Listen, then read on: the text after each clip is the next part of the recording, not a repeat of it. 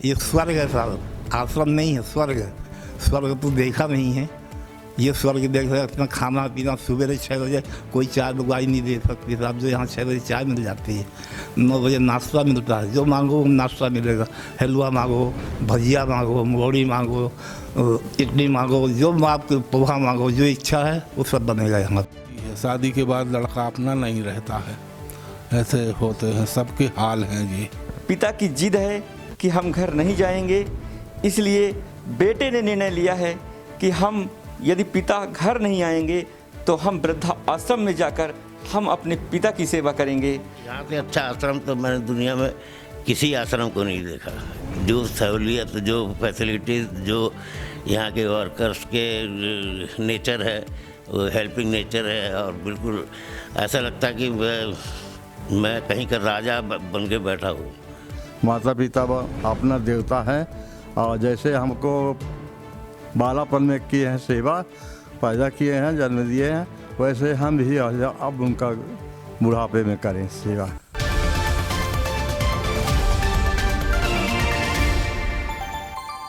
नमस्कार, मैं हूं महेंद्र पांडे और आप जुड़ चुके हैं एमपी वॉच के साथ। अभी हम हैं सतना शहर से 5 किलोमीटर दूर नीमी स्थित चंद्रासे वृद्धा आश्रम में।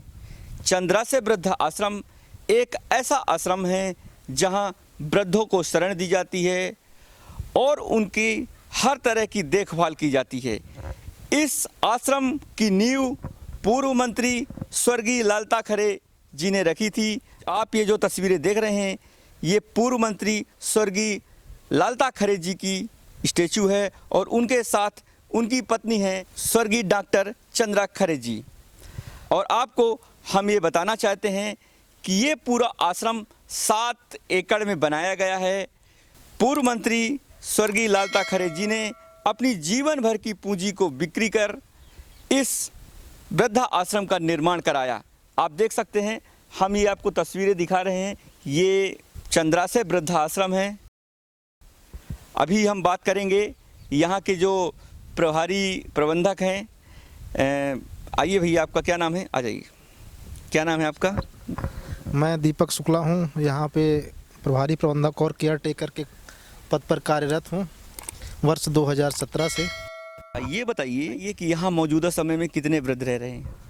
अभी वर्तमान में हमारे चंद्राशय वृद्धाश्रम में लगभग 25 वृद्ध हैं, पुरुष हैं, और 6 महिलाएं हैं। कुल मिला के 31 वृद्ध हमारे यहाँ अभी वर्तमान में निवासरत हैं। अच्छा, ये क्या ये वृद्धों को अलग अलग कमरे में रहने की व्यवस्था है कि एक साथ हॉल में रहते हैं? देखिए सर, ऐसा है कि अभी वर्तमान में 24 कमरे हैं।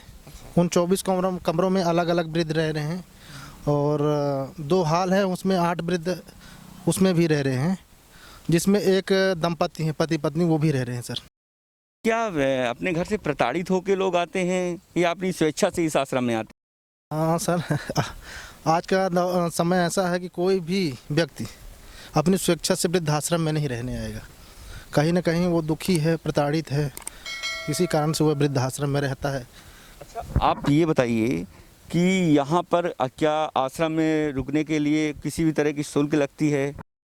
नहीं सर, ऐसा कुछ नहीं है। शासन की गाइडलाइन से काम हो रहा है और वृद्धाश्रम मध्य प्रदेश शासन की मान्यता से चल रहा है, और इसमें किसी प्रकार का कोई शुल्क नहीं लिया जाता सर। अच्छा, आपको हम ये तस्वीरें दिखा रहे हैं, आप इधर की तस्वीरें दिखाइए।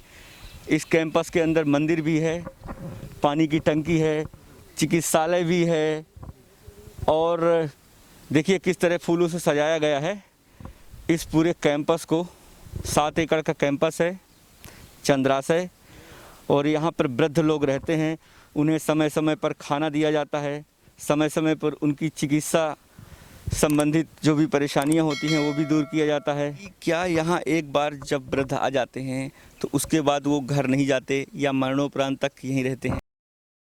हाँ सर, ऐसा है कि जैसे जिनके घर परिवार हैं, बच्चे हैं, तो यदि मान लीजिए कभी ऐसा हो जाता है कि उनका मतलब देहांत यहीं हो गया, तो हम उनके घर परिवार वालों को, संबंधी जन को फ़ोन करके बुलाते हैं, आते हैं, ले जाते हैं।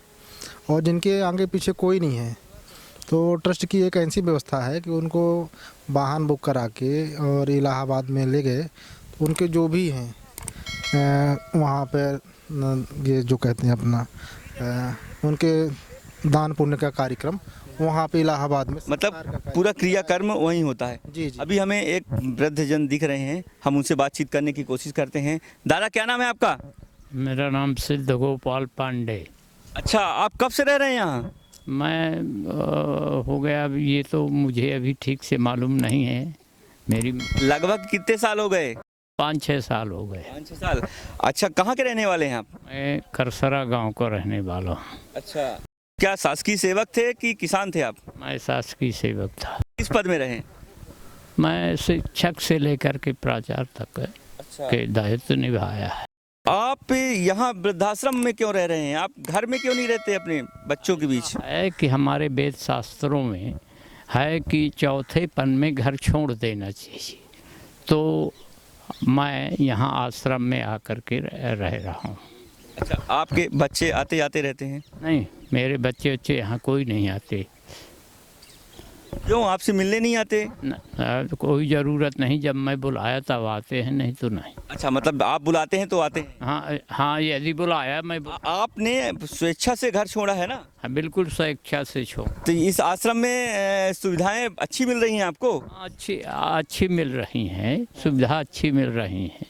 ठीक है। किसी भी तरह की कोई समस्या तो नहीं है? अरे समस्या तो होती हैं, ऐसी बात नहीं है, लेकिन अब हम लोगों के सामने कोई समस्या नहीं। अच्छा। हाँ। और आप घर नहीं जाते हैं? हम घर जाते कभी कभी। चलिए ठीक है, अभी और हम कुछ वृद्धजनों से बातचीत करते हैं। आपको दिखा रहे हैं ये जो वृद्धाश्रम है वहाँ किस तरह वृद्ध लोग रहते हैं, हम आपको दिखाते हैं। ये उनकी जीवन शैली किस तरह है, ये आप देख सकते हैं। यहाँ पे ऐसे एक हॉल में खाट बिछाई गई है और सबके लिए अलग अलग खाट है और अलग अलग खाट में वृद्धजन रह रहे हैं। हम उनसे बातचीत करने की कोशिश करते हैं।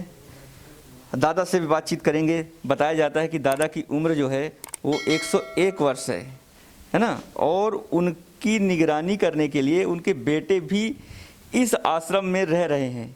अपना घर छोड़कर वो इस आश्रम में अपने पिता की सेवा करने के लिए आए हुए हैं। चूँकि पिता की जिद है कि हम घर नहीं जाएंगे, इसलिए बेटे ने निर्णय लिया है कि हम यदि पिता घर नहीं आएंगे तो हम वृद्धा आश्रम में जाकर हम अपने पिता की सेवा करेंगे। हम उनसे बातचीत करेंगे। हम सबसे पहले, दादा आपका नाम क्या है? क्या नाम है हमारा? अयोध्या प्रसाद। कहाँ क्या हैं? बारी महाराज के।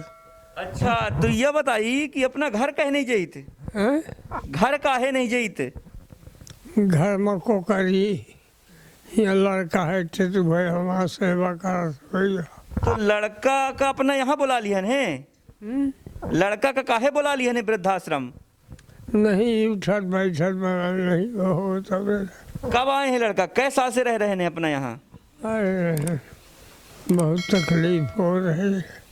कै साल से अपना यहाँ रह रहे हैं? कितने साल से अपना यहाँ रही थे? आज 7 वर्ष हुई है। 7 वर्ष हुईगा? हाँ। अच्छा, चलिए हम उनके बेटे से बात करते हैं कि वो कब यहाँ आए हैं अपने पिता की देख रेख करने के लिए। क्या नाम है आपका? हमारा राजेंद्र प्रसाद कुशवाहा। आपको कब पता चला कि पिता की तबीयत बिगड़ी हुई है और हमको वृद्धाश्रम जाना चाहिए? 2.5 साल हो गए। अच्छा, आप 2.5 साल से यहाँ रह रहे हैं।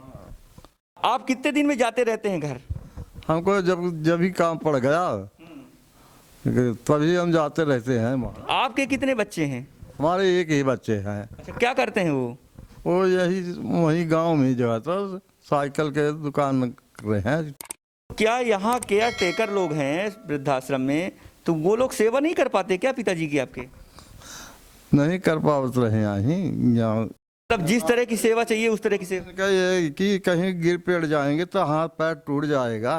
रात में कहीं उठते बैठते लेटे फेरी जाते हैं और चल नहीं पाते रहे हैं। तो हम कहना अब इनका जो है तो हम माता पिता अपना देवता है, और जैसे हमको बालापन में किए हैं सेवा, पैदा किए हैं, जन्म दिए हैं, वैसे हम भी अब उनका बुढ़ापे में करें सेवा।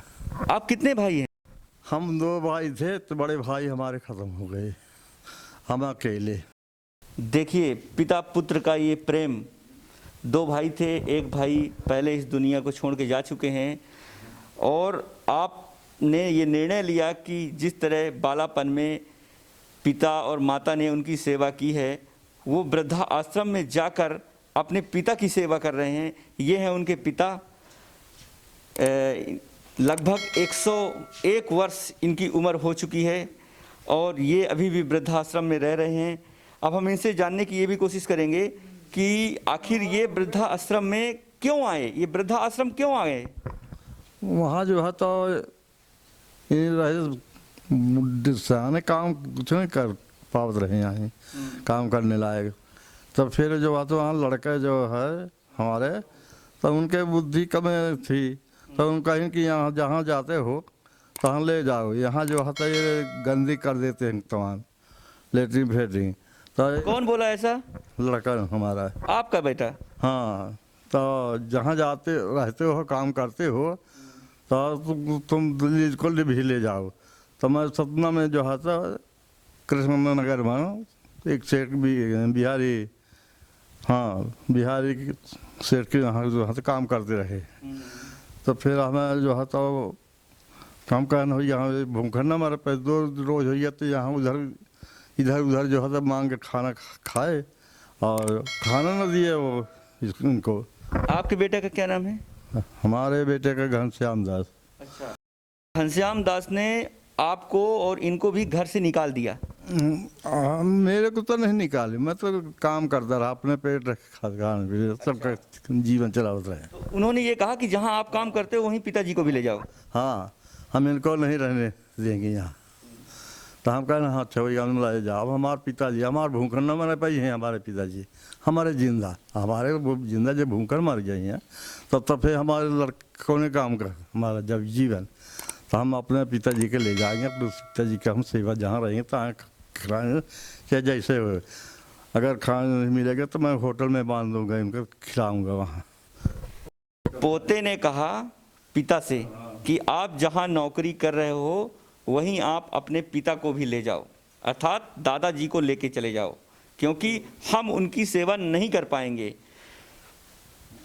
तो इन्होंने ये निर्णय लिया कि हम सतना में नौकरी करते हैं, तो इन्होंने वृद्धाश्रम, ये चंद्रा से वृद्धाश्रम में अपने पिताजी को एडमिट कर दिया। और जब इन्हें पता चला कि अब हमारे पिता चल फिर नहीं पा रहे हैं, तो वो पिछले 2.5 साल से इसी वृद्धाश्रम में रहकर अपने पिता की सेवा कर रहे हैं। अभी और कुछ वृद्ध हैं, हम उनसे बातचीत करते हैं कि वो आखिरकार कौन सी मजबूरियां हैं जिसके कारण उन्हें वृद्धा आश्रम में आकर रहना पड़ रहा है। आपका नाम क्या दादा? रामलाल। कहाँ के हैं? हम सतना का कहते सलेहा के। सलेहा के हैं। कब से रह रहे हैं यहाँ? हमको भी 2 साल हो गए। अच्छा, आप यहाँ क्यों आए? आप आखिर क्या ऐसी मजबूरी थी? में व्यवस्था ना रही, लड़के लोग साथ नहीं देते हैं, तो यहाँ का पता लगा तो हमने फिर यहाँ आन के अपनी व्यवस्था। क्या बोलते हैं लड़के? अरे अब ऐसा है कि जब काम निकल जाते है तो दोस्ती बिसराई जात है, नहीं देते हैं खेबे की बीवी के, तो उन्हें दिक्कत होती है। शादी के बाद लड़का अपना नहीं रहता है, ऐसे होते हैं, सबके हाल हैं ये। आपको कैसे पता चला कि यहाँ कोई वृद्धाश्रम है? आश्रम तो जाहिर है बहुत दूर तक, तो वहाँ के लोग बताने कि वहाँ है आश्रम, वहाँ चले जाओ, यदि रखें तो फिर वहीं रहना तुम। तो फिर हम यहाँ आए 1-2 बार अपनी अर्जू मिन्नत, तो कुछ लिखा पढ़ी करी और हमको रख लिया है। चलिए ठीक है, और हम कुछ वृद्धजनों से बातचीत कर रहे हैं। यहाँ कुछ और वृद्ध हैं, हम उनसे बात करते हैं। आपका नाम दादा क्या है? दधीमन सोंधिया। कहाँ से आए हैं दादा? एक गांव माधोपुर है यहाँ पर पास में कोटर पर। कितने साल से यहाँ रह रहे हैं? 2 साल हो रहे हैं। क्यों आप वृद्धाश्रम आए? आप घर में क्यों नहीं रहे? घर में हमारे रहने योग्य कोई व्यवस्था नहीं है, और विकलांग भी है, रीढ़ अपनी टूटी, राड पड़ा, चल नहीं पाते। तो कितने बेटे हैं? एक ही है। तो बेटे ने घर में सेवा करने का? सेवा नहीं करते, पानी नहीं देते, सेवा रास्ता दूसरा निकल जाते हैं, बोलते तक नहीं, मजबूरी है। अच्छा, मतलब वो कहते हैं कि अब हम आपकी सेवा नहीं करेंगे? नहीं कहते तो नहीं, पर जब करते नहीं तो वैसे नहीं, जब जैसे बुलाया जाए तो नहीं आते, बोलते नहीं। कैसे पहुंच गए आप यहाँ वृद्धाश्रम? ये मालूम रहा कि वृद्धा आश्रम है, तो यहाँ आकर के कागज पत्थर जो कुछ रहा था जमा किया। फिर इसके बाद मंजूरी हो गई, कई 5-6 महीने लग गए। फिर इसके बाद जब मंजूर हो गया तो रहे। निःशुल्क सब कुछ यहाँ है? जी हाँ। यहाँ व्यवस्थाएं कैसी हैं? व्यवस्था ठीक है अपने हिसाब से, जैसे कुछ है।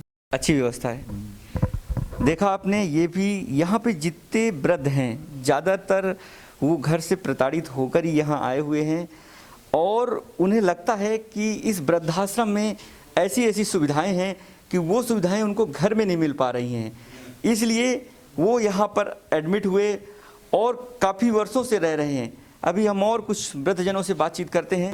जो तस्वीर दिखा रहे हैं, इस तरह के वृद्धाश्रम में कमरे हैं, लगभग 24 कमरे बताए जा रहे हैं। हम आपको दिखा रहे हैं, इस तरह 24 कमरे बनाए गए हैं और इस कमरे में फिलहाल आप अकेले दादा रहते हैं। क्या नाम है आपका? सुरेंद्र अरोड़ा। कहाँ से आए हैं? मैं इंदौर से हूँ। इंदौर से हैं? कितने साल से यहाँ रह रहे हैं? 9 साल से। 9 साल से? जी हाँ। क्यों आखिरकार आपको यहाँ क्यों आना पड़ा? मुझे इसके लिए आना पड़ा, मैं अकेला हूँ, शादी नहीं किया था और भ्रमण करते करते यहाँ आया, डॉक्टर साहब से भेंट हुई, बहुत अच्छा लगा और फिर जो है बुढ़ापा काटने के लिए एक अच्छी जगह चाहिए थी तो ज़्यादा सूटेबल लगी ये। यहाँ सुविधाएं बहुत अच्छी मिल रही हैं? बहुत बढ़िया। तो इंदौर जाना भी होता है कभी कि जब से आए तब से आप गए नहीं? एक आध बार गया हूँ। एक आध बार गए। आपने देखा तरह तरह के वृद्ध हैं जो यहाँ आश्रय ले चुके हैं। हम आपको दिखा रहे हैं, यहाँ पे एक पूरा कमरा है, ये किचन भी बना हुआ है। क्या ये खाना भी बनाते हैं क्या? नहीं, बनाता नहीं हूँ, कभी गर्म करना है या दूध चाहिए। अच्छा, ये आपकी पर्सनल व्यवस्था है?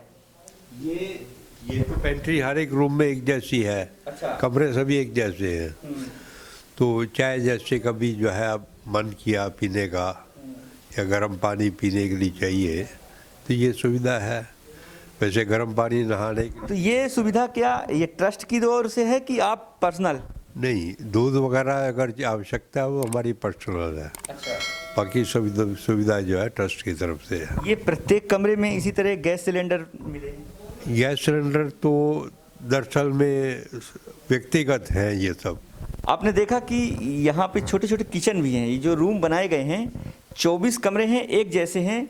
हर कमरों में इसी तरह छोटे छोटे किचन हैं।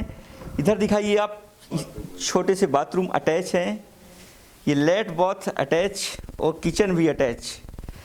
यदि कोई भी वृद्ध शासकीय सेवा में है और यदि वो अपनी मर्जी से यहाँ पर कोई और सुविधाएं बढ़ाना चाहते हैं तो वो बढ़ा सकते हैं।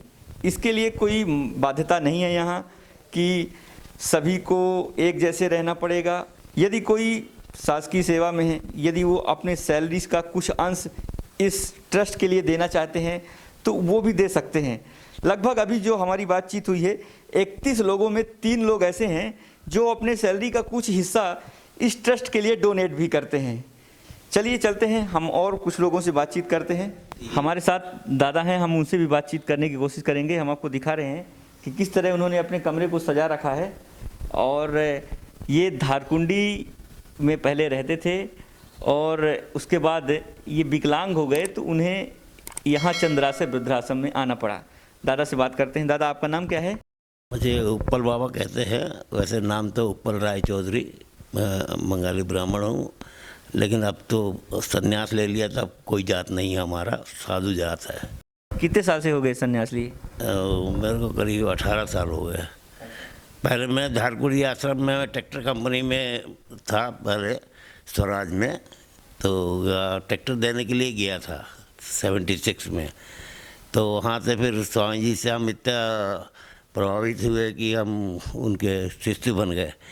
हम शादी भी नहीं कर रहे थे, फिर स्वामी जी ने, तुम्हारे प्रारब्ध में है शादी तो तुमको शादी तो करना पड़ेगा। फिर स्वामी जी ने ही शादी करवाया और स्वामी जी ने ही हमको संन्यास दिया है। यहाँ पे अच्छा आश्रम तो मैंने दुनिया में किसी आश्रम को नहीं देखा। जो सहूलियत, जो फैसिलिटीज़, जो यहाँ के वर्कर्स के नेचर है, वो हेल्पिंग नेचर है और बिल्कुल ऐसा लगता है कि मैं कहीं का राजा बन के बैठा हूँ।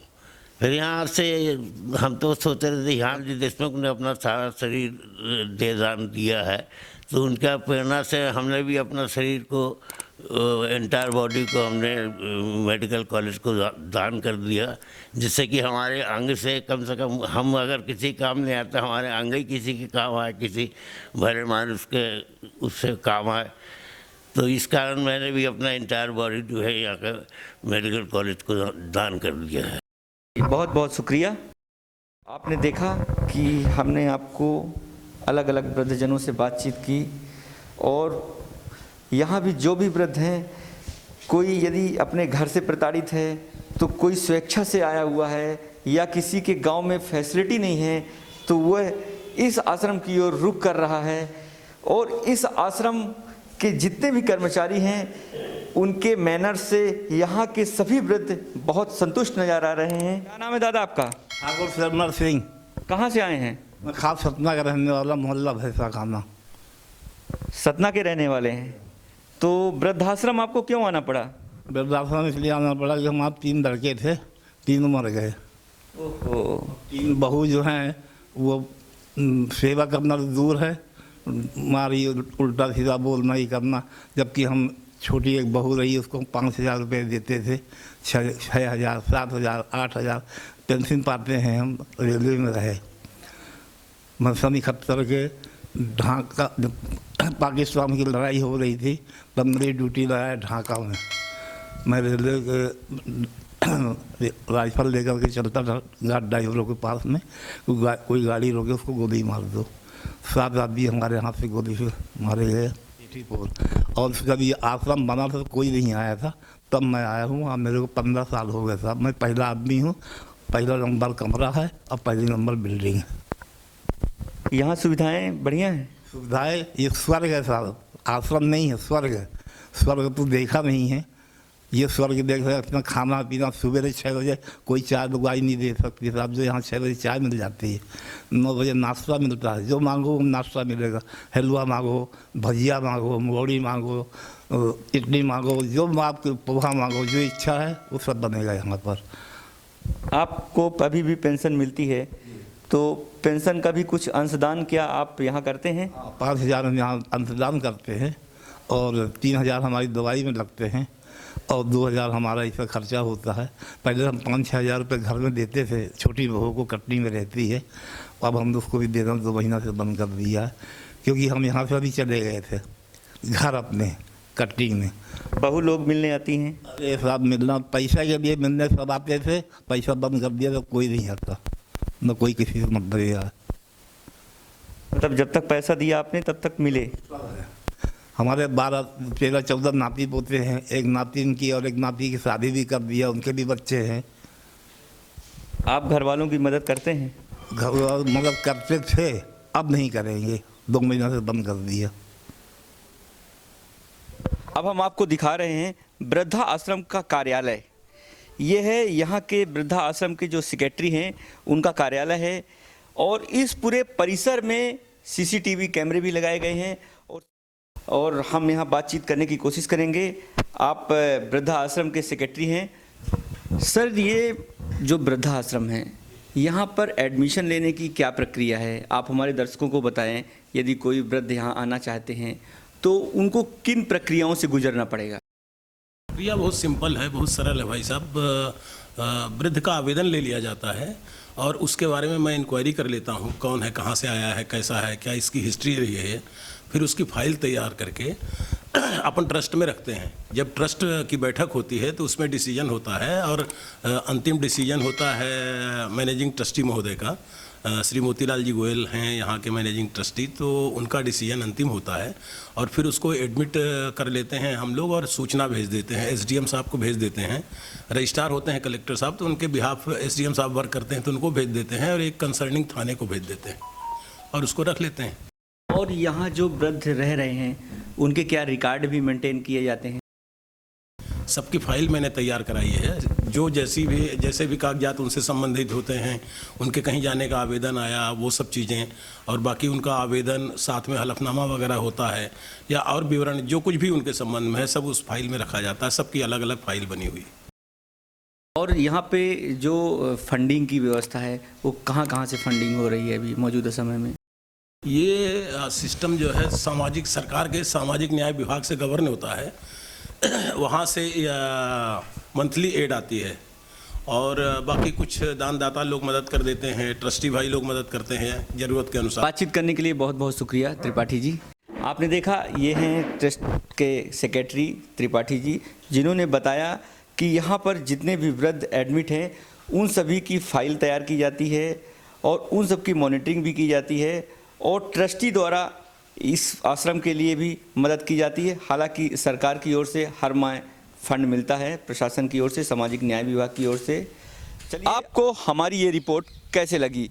आप अपनी राय हमारे कमेंट बॉक्स पर ज़रूर दें और यदि आप हमें YouTube पर देख रहे हों तो हमारे चैनल को सब्सक्राइब करें और यदि आप हमें फेसबुक, इंस्टाग्राम में देख रहे हों तो हमें लाइक करें, शेयर करें। अभी के लिए फ़िलहाल इतना ही। हम फिर मिलेंगे एक और स्पेशल स्टोरी के साथ। तब तक के लिए आप हमें दीजिए इजाज़त। नमस्कार।